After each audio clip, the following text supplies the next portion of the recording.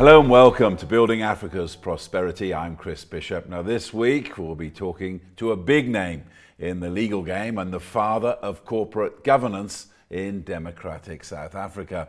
I'm talking about Mervyn King, a former judge who wrote the King 1, 2, 3 and 4 reports on corporate governance. Now what part does corporate governance have to play in this fast-changing world, especially as it's emerging from COVID-19. Thank you very much for joining us, Mr. King. Now, just a question for you at the start there, before I'd like to talk a little bit about you and your background, but how more important do you think it is now as we hurtle through this COVID-19 problem to have our corporate ducks in a row? Well, it's very important because the question is, though, what kind of governance?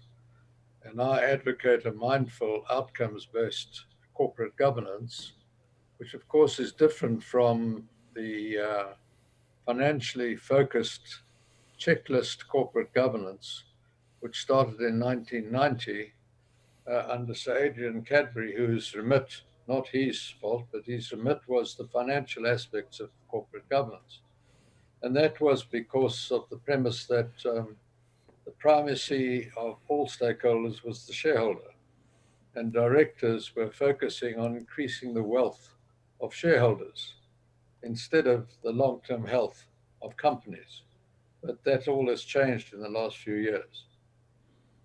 And how much do you fear, perhaps in COVID-19, a lot of companies are under pressure, a lot of companies are trying to stay afloat, that corners may be cut in the corporate governance rules that you laid down all those years ago?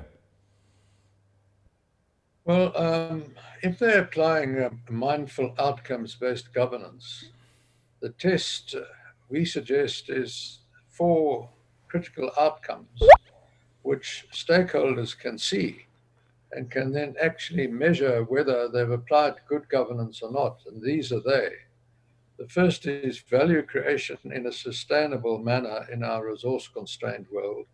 Secondly, ethical culture with effective leadership. Thirdly, is the company operating with trust and confidence in the community in which it operates, with legitimacy of operations. And fourthly, is adequate and effective controls and informed oversight by the board. Hence the recommendation that there should be an agenda item at each board meeting of stakeholder relationships. So I'm going to talk a little bit more about the evolving of the different guidelines that you came up with down the years. But let's just talk a little bit about you and your career. You started operating as a young advocate in the 1960s. And there was a time also when Nelson Mandela was working still as a lawyer. Did you run across him that often in your legal practice? Yes, I did. I was, in fact, an article clerk. And Mr. Mandela, Mr. Tambo had their offices in a building in Fox Street, near the Fox Street entrance to the Magistrates Court. And as an article clerk, I was often at the Magistrates Court. And that's where I first met Mr. Mandela, was at the Magistrates Court in Johannesburg at the Fox Street entrance. And his offices were just opposite. And I used to park in the parking area next to his building. And so I met him. At the bottom of his offices were Phyllis Peake, the prisoner's friend. The business purportedly was the granting of bonds to people who'd been arrested. But in fact, it was alleged that she was carrying on the business of an escort agency. And Mr. Mandela joked that the first time he ever had any communication from the South African police force was from the vice squad, because they asked him if he'd give evidence against the goings-on in the building of Phyllis Peake and company. And then just as a little bit about him, what he was like then. I mean, because people tell me he was this tall, imposing figure who always wore sharp suits in court. But I've even heard some stories, some of the lawyers of the day didn't acknowledge him, tried to ignore him, but he was a difficult man to ignore in court. Absolutely. And as an article clerk, I was entitled to appear in various unimportant matters, and he was in court. So I've actually been in the same courtroom as as Mr. Mandela. And then after the Livonia trial, of course, he went to jail. And while he was in jail, I chaired Operation Hunger. And the late Zinzi Mandela only died 10 days ago or so, worked with me at Operation Hunger. And you may remember, or maybe you're too young, Chris, to remember Operation Hunger operated in the 1980s and into the 90s, just before our democratic election. And we fed a couple of million children every day. And the real hardships of the apartheid regime, of course, were in the rural areas where the so-called Bantustans were created, and there was no infrastructure. And I, at the time, was chairman of the biggest trading companies in South Africa in fast-moving consumer goods, Metro Cash and Carry, Checkers, etc. And so I was able to work with the major food producers, Tiger, Pioneer, Premier Milling, etc. And we worked out a parcel which cost, I think, my recollection is 34 cents a day to feed a child. And we fed a couple of million children every day for about 12, 15 years. And when Mr. Mandela came out of jail, he had a lunch for 12 people. I was privileged to be one of the 12. And he always called me Judge King.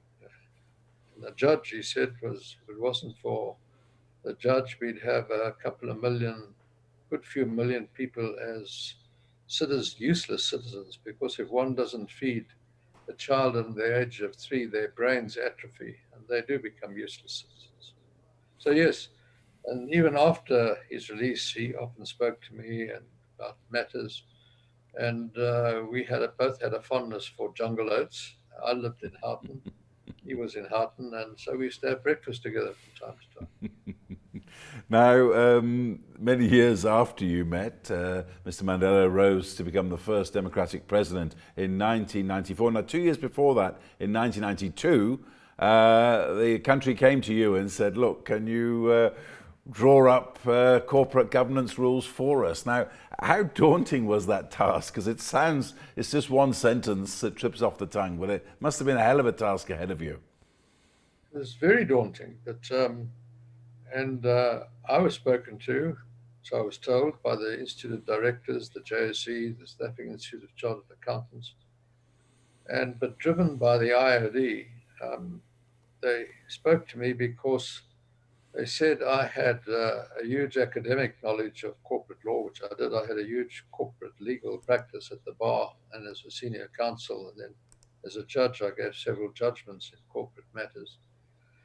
And then I resigned as a judge, as you probably know, and as matters of conscience. And then many of my clients asked me to go on their boards as a non-executive director, and I became chairman of companies listed in London, Europe, and South Africa. And so I had not only the academic knowledge of corporate legal issues, but also the practical knowledge. And so I was asked, would I head a committee which would draft rules as to how to direct and how to manage, because the majority of my fellow citizens had not been in the mainstream of our economy because of the apartheid laws. And I said, look, let me think about this, because I was chairman of some large companies at the time and my hands were quite full. And I got a call from Mr. Mandela with, as his usual prescience, he started talking to me about the education in South Africa. And I said to him, Mr. Mandela, while I've got you on the phone, may I just tell you I've been asked to do this. And, what do you think about it? He said to me, do it. You're the right man. Ask everybody to put their hands on their heart and do it in the best interest of South Africa Inc., but never to charge money for it. And from this day, from that day to this, the members of the King Committee, who are really leaders in business and leaders academically, have never charged a penny, nor have I, for the work we've done. We've done it in the interest of South Africa Inc. And I think one of the proudest things we can say is that the King reports, King 4 now, is seen as one of the leaders, if not the blueprint in the world for setting out other corporate governance codes around the world. So yes, He did influence me, Mr. Mandela. Certainly that day influenced me. Now, looking back to when you started all of this in 1992, very interesting. I saw you once described it as in an interview as companies were like castles with the shareholders as a moat, defending you from the rest of the world. How did you go about changing that? Well, at the time, you will probably know that there was the doctrine of the primacy of the shareholder, which stemmed right back from the late 19th century into the 20th century, into a famous case in America, Dodge Brothers versus the Ford Motor Company Limited, where the Supreme Court of Michigan found that the primary stakeholder was the shareholder and was effectively the owner of the company. And a special dividend, he'd made excessive profits. So Ford Motor Company had made excessive profits that year. And Henry Ford declared that he wanted to increase the wages of his employees to induce them to work longer hours to meet the demand for his Model T Ford. The Dodge brothers, who were then minority shareholders and later became a competitor, said, no, you cannot do that because the shareholders are the primary stakeholder. You should declare that as a special dividend.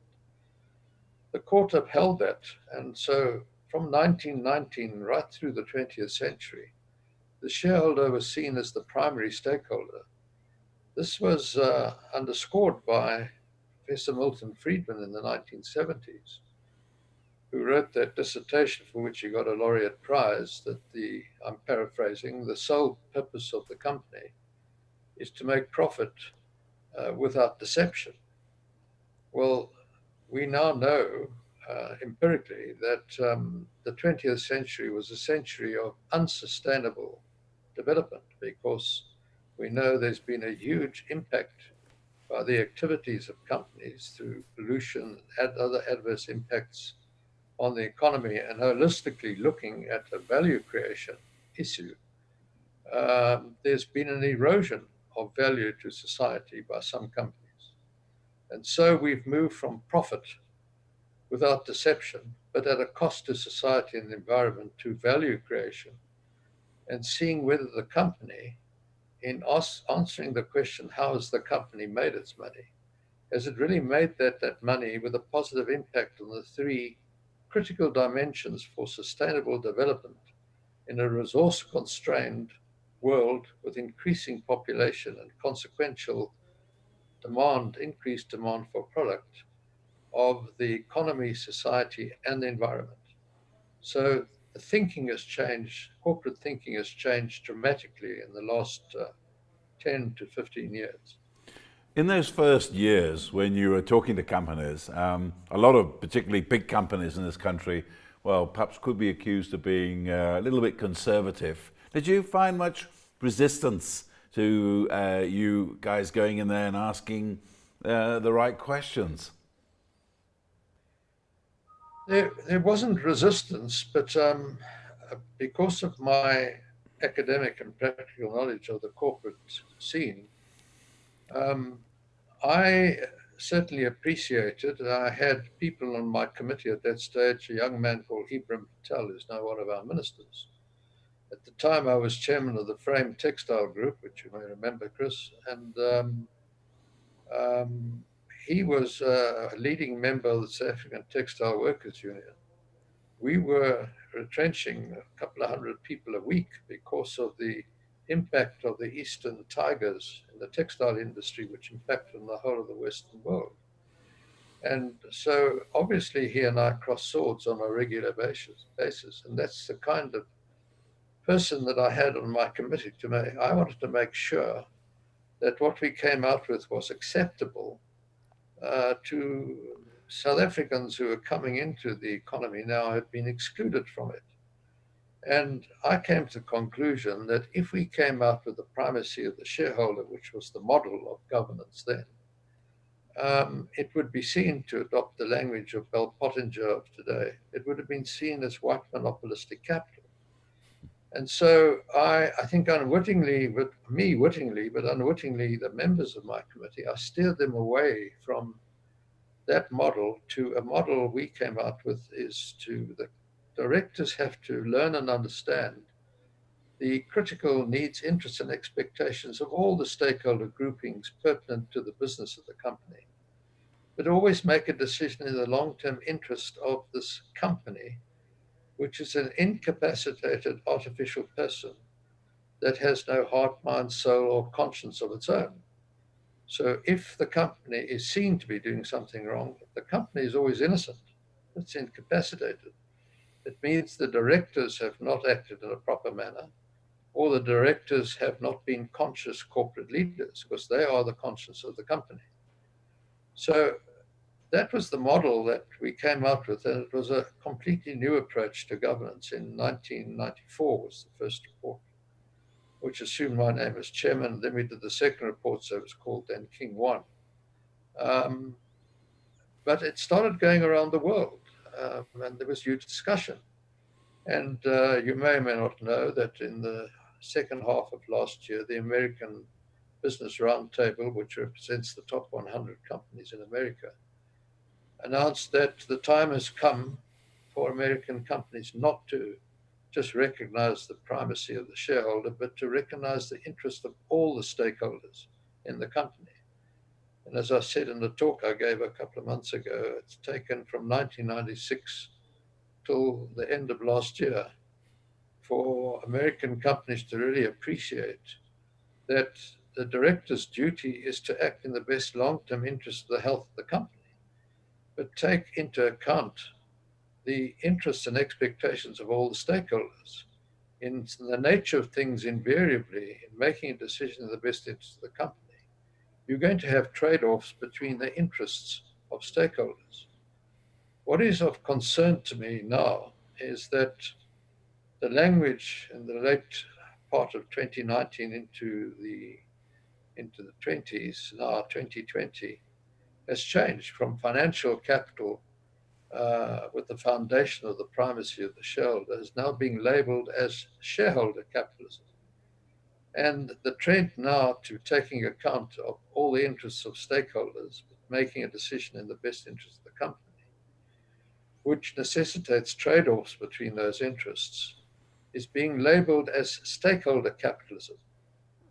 The era of corporate leaders in the 20th century was this focus on increasing the wealth of shareholders. So I think there's a danger in this nomenclature of actually thinking that a company must act and meet the interests and expectations of all its stakeholders. Well, if a company does that, it will go bankrupt, because you need to take into account all their interests, but then make a decision in the best interests of the company. So I'll give you an actual example. If you're going to follow the EU directives to move away from fossil fuel as an energy driver of your plant and machinery, well, you need, let's say, 500,000 euros over 3 years to change to renewables. You're paying, let's assume, 500,000 a year in dividends to your shareholders. So you have a look at all the needs, interests, and expectations of your stakeholders, and obviously the shareholders are expecting dividends. But you say our debt equity ratio in this company is actually right, and to borrow more money would actually upset the debt equity ratio. So if we don't declare dividends for 3 years, it's the long-term best interest of the health of the company to change to renewables. We'll actually be ahead of the pack before 2025 arrives, and we have to have renewables. And so let's do that, and so make an announcement. And it has happened. And in those some cases, the share price has actually gone up, and one would expect it to go down. But great asset managers such as BlackRock have recognized here's a board that has actually applied its collective mind to the long-term health of the company. Because if we get that right, it's in the long-term better interests of all the stakeholders. Where do you think South Africa is ranking in the world in this era of corporate governance? It's one of the big stories of the decade, if you like. But where do you think South Africa's positioned itself after the work that you've done? Well, let me just say this. There are companies and companies. Our listed companies in the main, if you take all our listed companies, call them apples, and that basket of apples, I challenge you to name 10 that are rogue companies. And very difficult to name 10. And in essence, the Johannesburg Stock Exchange, I think it was 3 years running, and in the international stock exchange institution, found the JSE to be the best governed stock exchange in the world because it adopted the principles of the King Report. And it insisted that their company, the companies listed on their A listing on their exchange, had to adopt the principles of the King Report. So our listed companies are practicing good governance, and it's a test as to whether they're meeting the 4 outcomes which we suggest King 4, the critical outcomes that stakeholders can look for and then draw a reasonable conclusion that this company has been practicing quality governance. It's not a mindless checklist approach, which was the approach under the primacy of the shareholder. And so that is the case of our listed companies. But there are other companies. There are state-owned companies. Now, unfortunately, our state-owned enterprises have not been well governed. And there is the Public Finance Management Act, which I think was passed in 1996. And they took international financial reporting standards, they took parts of the King Report, put it into financial management, changed the language to accounting authority and various other issues, had a whole tender procurement process inside, which, as you know, the consequence was the creation of tenderpreneurship, as we call it in South Africa. And so that legislating about these things is not the answer. And we've learned that bitterly. There are, as you know, and it's not anecdotal, it's factual, that virtually all state-owned enterprises have not followed the Public Finance Management Act. And it's got a criminal sanction. But no one has been charged. The only person who's been charged in the Public Finance Management Act, to my knowledge, is Mr. Greasy, who was never a director of a state-owned company, but gave evidence of so-called wrongful conduct at the Zonda Commission of Inquiry. And he was not even an official of a state-owned entity. Do you think the system has enough teeth, you think, to make companies be compliant? Well, you see, it's not a question of the companies being compliant because the company's got no mind. It's the question of its leaders, its corporate leaders, the directors. If the shareholders in the architecture, the governance architecture of a company, if the shareholders do not appoint people of the adequate and proper skills for the running of that business and the direction of the company, because directors direct comes from the Latin word to steer the company in a direction. Management implements those directions. And if you don't have people of knowledge and the proper skills, well, then they're going to steer the company in the wrong direction. Also, they've got to be people of integrity, intellectual honesty. They've got to leave aside past prejudices, present needs, greed, and fear, which drive markets, drive thinking, and cross that intellectual Rubicon into the area of intellectual honesty, where they act only in the best interests of this incapacitated person that's dependent on whether they or they are not conscious corporate leaders. Now, if they are not and they're acting out of self-aggrandizement or self-interest or greed, well, then the company is going to fail. And we've seen that in state-owned entities. So the critical question is why?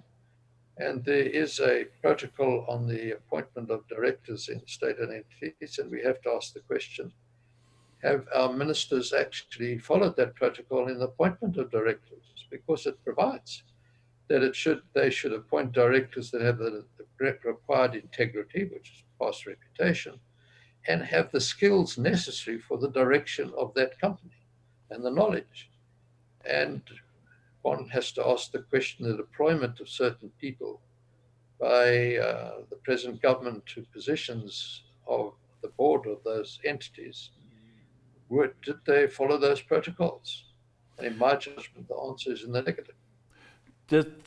Sometimes when you look back at nearly 20 years of hard work you did on the corporate governance protocols of King 1, 2, 3, and 4, do you ever feel sometimes a sense that perhaps it's not been as effective as it could have been?